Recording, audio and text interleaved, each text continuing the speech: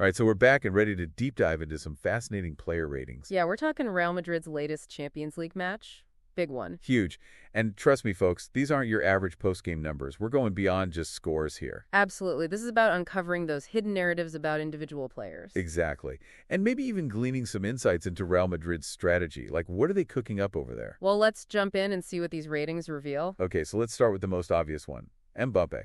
Perfect 10 for his hat-trick. I mean, not exactly a surprise, right? The man is a goal-scoring machine. Right.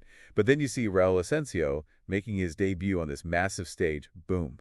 A 9. A 9. Can you imagine the pressure? And get this, the quote next to his rating is, the bigger the stage, the bigger the performance. Chills. Literal chills. I know, right? It speaks volumes about his composure under pressure. Absolutely. He didn't just crumble, he thrived. And, thinking about his performance, it wasn't just about the goals. Oh, you're talking about that assist to Mbappe. Yes, that 50-yard assist, like where did that even come from? The vision, the precision, just pure magic. And on top of that, he pulled off this incredible sliding tackle on Marmouche. Apparently a career highlight. And, all of this is amazing, but then you look at the midfield. And things get really interesting. Right, like you've got Bellingham, everyone is buzzing about his work rate. All the off-the-ball movement. But he ends up with a 7.5.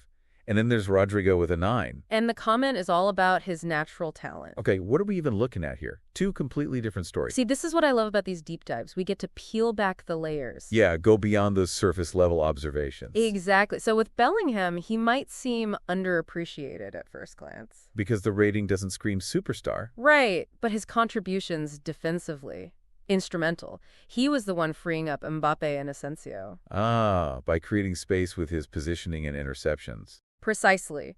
Those defensive actions directly led to those explosive attacks. So those invisible contributions that don't always make it onto the highlight reels. Exactly, the unsung hero.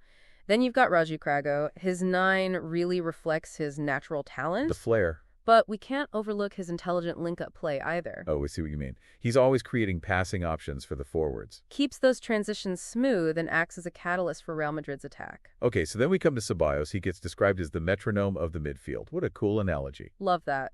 And then there's Tchouaméni, who, had faced some criticism early in the season. A bit of a rough patch. Yeah, but he's making a serious comeback.